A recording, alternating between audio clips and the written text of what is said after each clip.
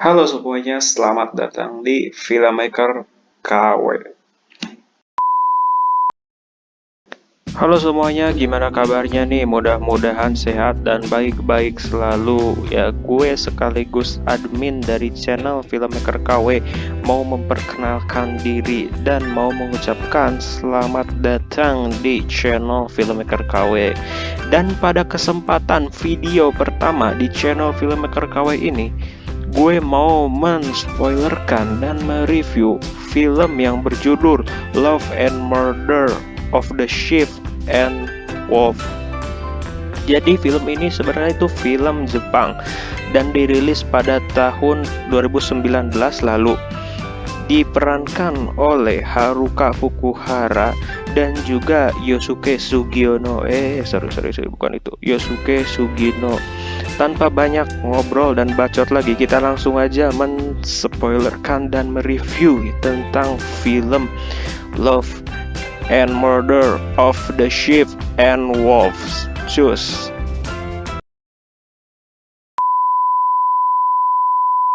Di awal scene film ini kita diperlihatkan oleh seorang pemuda yang depresi dan hendak bunuh diri sendiri. Lalu pria tersebut mengambil sebuah tali dan menalikannya ke rak bukunya.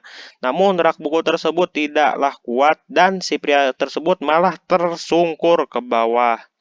Lalu ada sebuah cahaya menyinari kamarnya yang gelap ini dan si cowok ini pun mengikuti cahaya itu. Lalu pas dilihat cahaya tersebut, dia melihat cewek kawaii yang sedang makan di situ pun. Dan ternyata cahaya tersebut berasal dari lubang di antara kamar si cewek dan cowok. Keesokan harinya si cowok ini pun terus memperhatikan si cewek kawaii ini. Dan suatu ketika si cewek kawaii ini sesudah mandi terjadilah unboxing underwear ya, dan si cowok ini pun gak bisa lihat di situ. Si cowok ini pun memutuskan untuk keluar dan mengintip dari pintunya ya, tapi pas menoleh ke belakang dia pun tidak menyadari bahwa di belakangnya ini ada seorang cewek yang memperhatikannya ketika sedang ngintip. Kawaii pisan. Dan ternyata si cewek tersebut sedang menunggu kakaknya yang tidak kunjung buka pintu. Dan ternyata si cewek tersebut ini menyimpan sebuah kresek di depan kamar pintu kakaknya ini, dan si cowok rampok ini membawanya. Lalu dan ternyata di dalamnya ini adalah sebuah makanan. Si cowok ini pun memakannya dengan sangat lahap. Dan tanpa dia sadari, di belakangnya ini ada si cewek kawaii yang tadi. Lalu si ini pun bermodus bahwa ini tuh berbahaya gitu loh. Ya mana mungkin berbahaya makanan, boy. Ya, dan dia pun berngobrol satu sama lain, dan pada akhirnya pun mereka berkenalan. Dan ternyata cewek Kamai ini bernama Miyaichi, kita panggil aja Miyaichi, dan si cowok Sadi ini bernama Kurosu. Si Kurosu ini kaget karena si Miyaichi ini membawa pisau. Ternyata si Miyaichi ini sedang masak. Akibat pengobrolan itu, Miyaichi ini mengajak Kurosu untuk makan di kamarnya. Si Kurosu pun masuk dan si Miyaichi ini melihat tali celana si Kurosu ini keluar. Langsung aja si Kurosu ini bertingkah malu dan mereka pun makan bersama ya, dan si Kurosu ini sangat-sangat menyukai makanan si Miyaichi. Lalu Kurosu ini kembali lagi ke kamarnya dan tidak jadi bunuh diri. Dan pertanyaan gue, ini kamar apa TPA? Anjrit, banyak banget sampah. Lalu Kurosu pun kembali lagi mengintip dan Miyaichi ini kembali lagi mengajak makan. Ya aduh, enak banget boy. Ya mengintip lagi, mengajak makan lagi. Namun pas mengajak makan ketiga, Kurosu ini menyatakan kepada Miyaichi bahwa dia ini seorang pengangguran dan juga gue ini hampir bunuh diri kalau kita mah ya. Dan di situ pun Kurosu ini menanyakan kepada Miyaichi, kenapa kamu mau gitu loh menyampung orang seperti gue ataupun baik kepada orang seperti gue pengangguran dan tidak ada harga diri. Dan Miyachi pun berkata, kan kita makan. Kurosu pun menutup lubang yang ada di kamarnya itu, merasa bersalah kepada Miyachi. Namun ketika malam, Kurosu ini penasaran terhadap Miyachi dan menolongnya. Ternyata Miyachi ini sedang bersama pria lain, dan ternyata pria itu adalah pacarnya ya di pikiran si Kurosu, dan si cowok tersebut memeluknya, dan ternyata Miyachi ini malah membunuhnya ya, dan Miyachi ini malah senyum-senyum manja ya. Waduh, ini benar psikopat nih ya. Lalu si Kurosu pun berkata bahwa ini hanyalah angan-angannya saja, dan datanglah sebuah mobil van berwarna hitam di depan kos-kosannya, dan juga ada seorang tiga pria yang membawa sebuah box ya, dan seorang wanita yang memakai high heel warna hitam. Lalu ada yang mengetok pintu dari kamar si Kurosu ini, dan Kurosu pun melihat, dan ternyata itu adalah Miyachi yang membawa makanannya ya. Lalu Kurosu pun membuka pintunya untuk Miyachi. Kan kembali lagi kata gue, si Kurosu ini gak percaya bahwa itu adalah pembunuhan, hanyalah angan-angannya. Dan mereka pun makan dengan lahap berdua dengan lilin, karena di tempat si Kurosu ini gak ada listrik. Lalu Miyachi ini menjawab pertanyaan yang Kurosu tadi tanyakan gitu loh. Kenapa kamu ini mau menampung gue ataupun mau baik kepada gue seorang pengangguran? Dan Miyachi pun menanyakan seperti, apakah diriku saat ini normal atau tidak, malah aneh gitu loh. Namun terhalangi oleh buku, lalu menrojok buku tersebut supaya tidak menghalangi lubangnya. Dan terdengar Miyachi ini sedang mengobrol dengan seorang wanita. Si Kurosu pun kepo dan melihat wanita tersebut, dan ternyata wanita tersebut kembali lagi menoleh ke si Kurosu ya. Mungkin wanita tersebut yang tadi yang pakai high heel ya, kita panggil aja ini si Mbak Sakura ya. Jadi Mbak Sakura ini menanyakan bahwa tali celana si Kurosu ini kelihatan ya, dan tahu si Mbak ini bahwa namanya itu Kurosu. Pas si Kurosu melihat keluar, dia pun tidak melihat lagi si Mbak Sakura. Pada keesokan harinya, ketika Kurosu ingin mencuci bajunya di taman, datang Miyoshi dan menawarkan untuk mencuci di kamarnya. Namun Kurosu menolaknya, dan Miyachi pun kembali lagi mengajak Kurosu untuk makan malam lagi. Tapi Kurosu ini terpikirkan oleh Miyachi yang sedang membunuh itu. Namun Kurosu ini berdalih bahwa itu hanyalah angan-angannya. Lalu pada malam harinya, Kurosu ini kembali lagi mengintip dan melihat Miyachi ini kembali lagi bersama seorang pria. Dan pria tersebut kembali lagi di-kill sama si Miyachi, dan Miyachi pun ketawa. Spontan Kurosu ini pun berteriak, dan Miyachi ini menodongkan cutternya ini ke lubang tersebut. Dan Miyachi pun datang, anjrit gue kaget. Dan Kurosu pun spontan lari. Lalu Miyachi ini mengikutinya dengan membawa cutter. Dia pun lari terus sampai jatuh, lari lagi, dan sampailah di sebuah rooftop. Di situ pun Miyachi dan Kurosu ini bertatapan muka, dan Miyachi pun berkata bahwa kamu ini melihat gue membunuh orang itu ya. Dan si Miyachi ini menodongkan cutternya itu ke hadapan Kurosu dan berkata, apakah kamu ingin mati? Dan si Kurosu ini berkata bahwa gue ini memang pernah berniat mati, cuman gue melihat sebuah cahaya dan terus gue ini melihat lo, dan langsung jatuh cinta terhadap Miyachi. Dan disitu pun langsung si Kurosu ini menundukkan badannya, dan Miyachi ini langsung menodongkan cutternya ke leher Kurosu. Dalih-dalih membunuh, dia malah menjilat si Kurosu. Keesokan harinya, si tetangga Kurosu ini, ya adik dari tetangga Kurosu ini, sedang berbicara dengan kakaknya. Dan Kurosu pun menyapa mereka berdua. Lalu Kurosu pun memperlihatkan lubang yang ada di kamarnya kepada Miyachi, dan Miyachi pun melarangnya untuk menambalnya. Dan Kurosu pun kembali lagi hidup seperti normal, tidak lagi ingin bunuh diri. Lalu Kuroso pun selalu mengingat terjadi pembunuhan oleh si Miyaichi. Dan ketika malam, Miyaichi ini berkata kepada Kuroso bahwa Kuroso ini merupakan cinta pertamanya atau pertama kalinya dia pacaran. Dan Miyaichi ini mengajak Kuroso untuk ngedate bareng pada hari esok. Namun dia pun harus pergi dulu ke kampusnya. Ketika sedang ngedate, Miyaichi ini mengajak Kuroso lari. Lalu Miyaichi ini memakai baju jas hujan ciri khasnya ketika membunuh dan menepuk seorang wanita yang memakai baju hitam, dan wanita tersebut dibunuh sama si Miyaichi. Berbagai pembunuhan yang sering Miyaichi ini lihat oleh Kuroko. Kuroko pun penasaran gitu, apakah pembunuhan yang dengan Miyaichi ini masuk berita, dan pas melihat koran ternyata tidak ada satupun berita yang menampilkannya. Pada keesokan harinya Kuroko ini bertemu dengan tetangganya, yaitu yang di bawah ya, yang tadi bersama adiknya ngobrol, dan ternyata si tetangganya ini suka banget sama yang namanya kucing. Pas itu ada seorang pelanggan wanita, dan ternyata pelanggan tersebut adalah adik dari tetangganya yang bernama Haruko, dan kakak ini bernama Kawasaki. Kita panggil aja Haruko dan Kawasaki. Mereka pun berkenalan.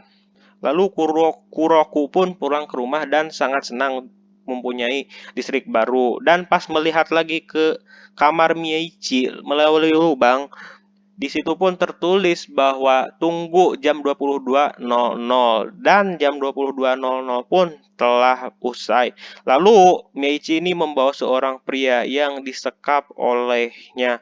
Dan ternyata pria tersebut adalah tetangganya sendiri, ya si Kawasaki, kakaknya dari si Haruko.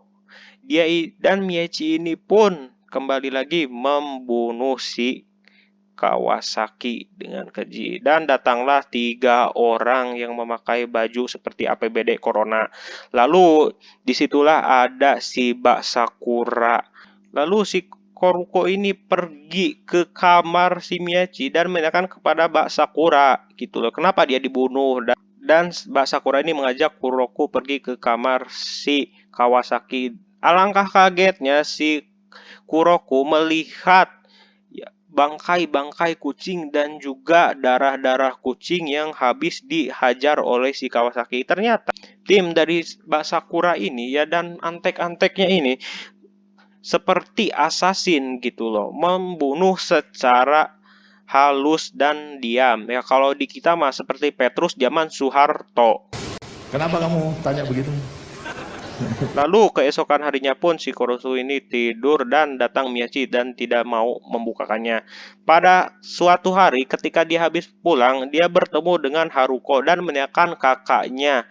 Ya, dan di situ pun ada Miyaichi melihatnya, dan Miyaichi ini mengajak Haruko untuk ke kamarnya. Namun si Kuroso ini melarangnya karena ya kalian tahu sendiri kan udah dibunuh sama dia ya, dan menyuruh pulang si Miyaichi.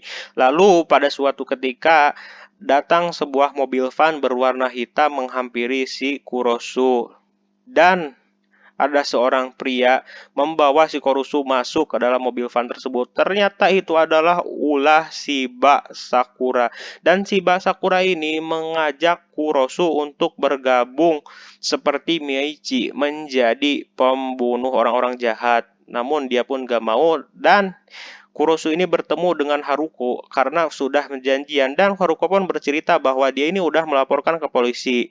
Dan Haruko ini meminta kepada Kuroso untuk mengajaknya pergi menemui bapak-bapak kos untuk membukakan kamar kakaknya tersebut.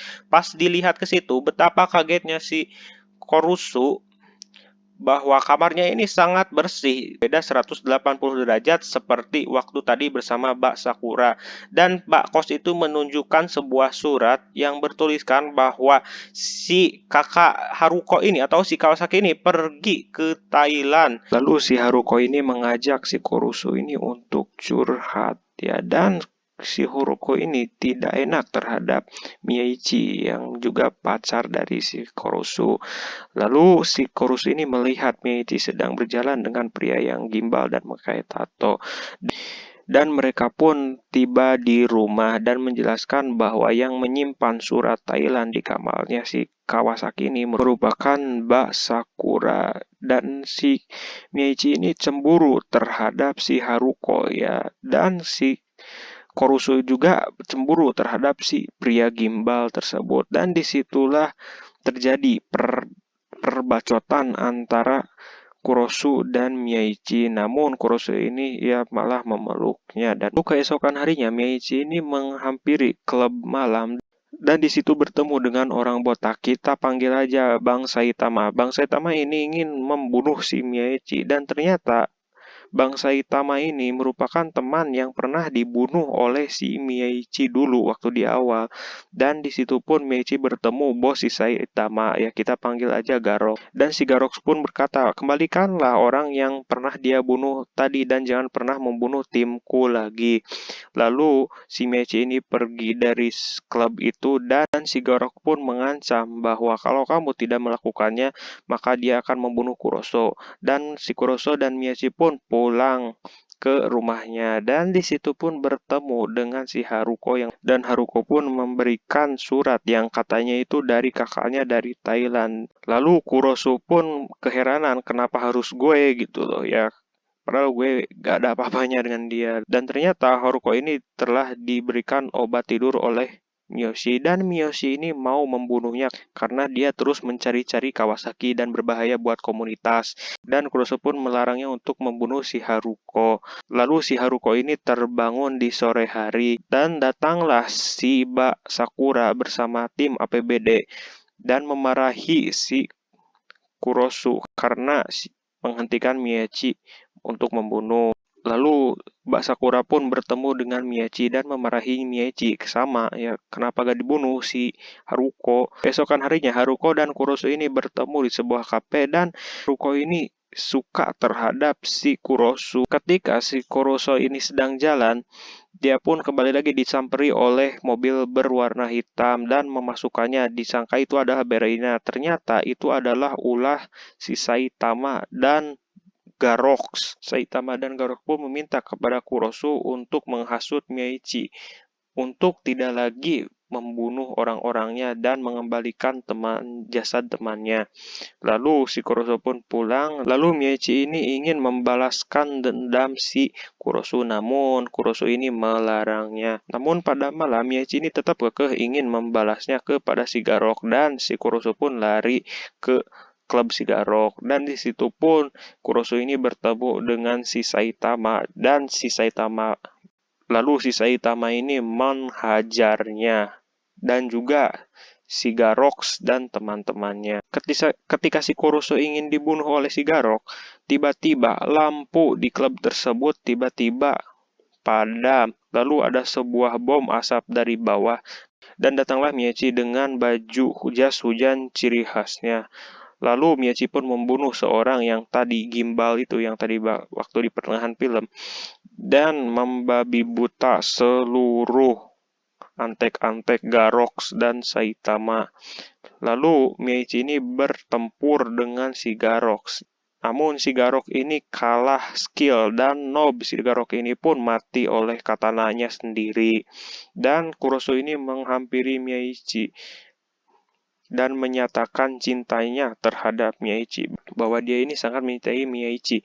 Dan disitulah terjadi adu cupang di antara individu. Lalu Mieichi pun menusukkan cutter-nya tersebut di perut si Kuroso karena dia ini ingin merasakan cintanya itu kesakitan terlebih dahulu, katanya ya. Keesokan harinya ketika Mieichi ini ingin pindah dari kos-kosan tersebut, ya dia pun bertemu dengan Mbak Sakura dan juga si Kuroso, dan film pun berakhir ya. Ya, dan film ini itu ya cukup seru, ya bisa dikatakan seru agak seru juga enggak, ya pertengahan gitu loh. Kalau kalian yang suka film-film bergenre horor-horor ataupun psikopat romantis, ini tuh cocok. Dan bagi kalian, terima kasih udah nonton Filmmaker KW pertama ini. Terima kasih udah nonton semuanya. Dan jangan lupa juga subscribe channel ini. Gak subscribe juga gak apa-apa, yang jelas kalian harus tetap tonton terus spoiler-spoiler dari Filmmaker KW. Ya, see you next time.